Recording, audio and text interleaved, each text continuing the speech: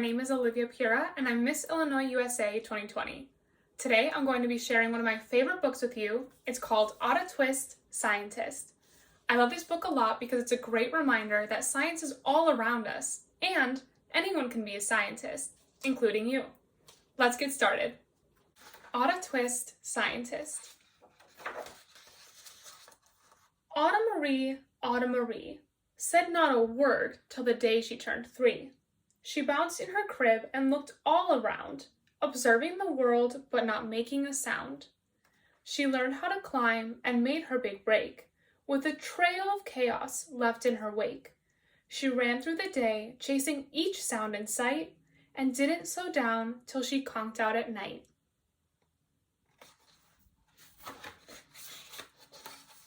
Her parents were frazzled, but tried not to freak, as Otta grew bigger and still did not speak. Clearly, young Otta, with lots in her head, would have something to say when it ought to be said. That's just what happened when Otta turned 3. She tore through the house on a fact-finding spree, and climbed up the clock just as high as she could. Her parents yelled, "Stop!" as all good parents would. Otta's chin quivered, but she did not cry. She took a deep breath, and she simply asked, "Why?"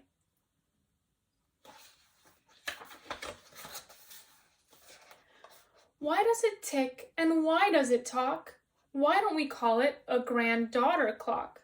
Why are there pointy things stuck to a rose? Why are there hairs up inside of your nose? She started with why, and then what, how, and when. By bedtime, she came back to why once again.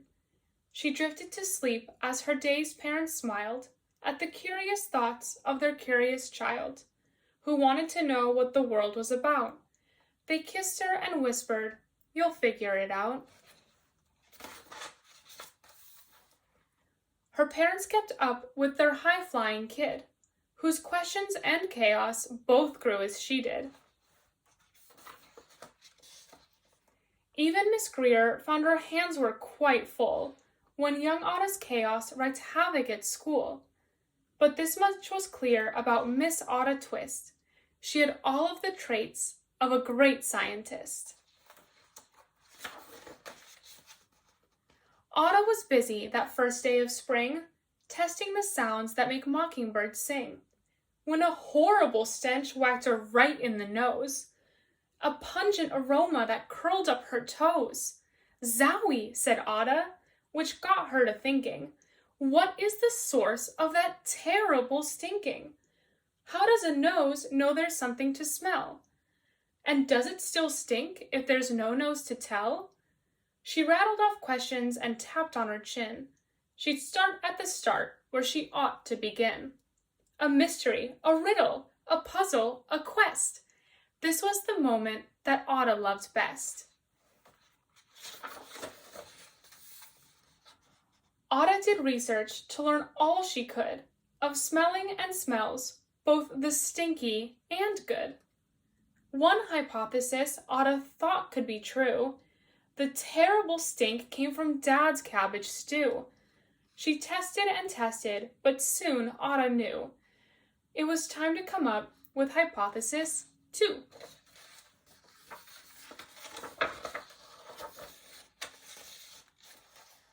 Then zowie! The stink struck again just like that. Hypothesis 2, it's caused by the cat. The cat couldn't make such a stink on its own.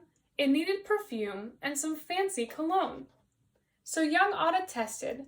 The test was a flop. She started again, but her parents yelled, "Stop!" Autumn Marie, to the thinking chair now, by the time we count 3. "Enough," said her mother. "That's it," said her dad. Her parents were frustrated, frazzled, and mad. "Why?" Otta questioned. Her mother said, "No." "What?" Otta queried. Her father said, "Go. You've ruined our supper. You've made the cat stink. Enough with your questions. Now sit there and think." She looked at her parents. Her heart turned to goo. Poor Otta Twist didn't know what to do. She sat all alone by herself in the hall, and Otta once more could say nothing at all.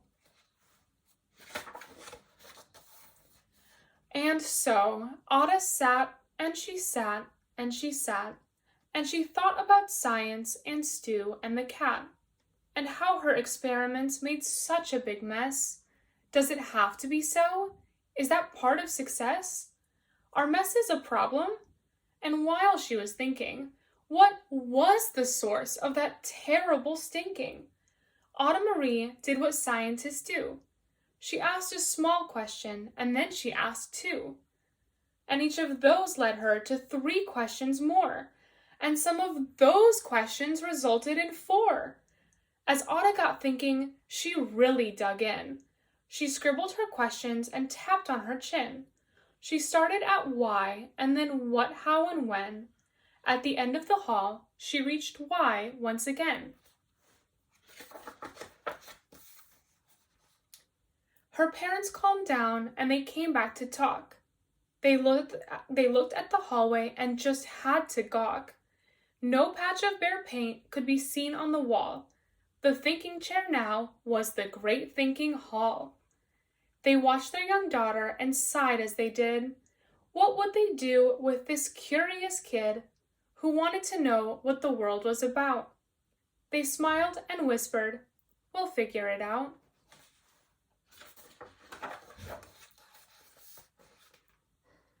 And that's what they did, because that's what you do when your kid has a passion and a heart that is true. They remade their world. Now they're all in the act of helping young Otta sort fiction from fact. She asks lots of questions. How could she resist? It's all in the heart of a young scientist.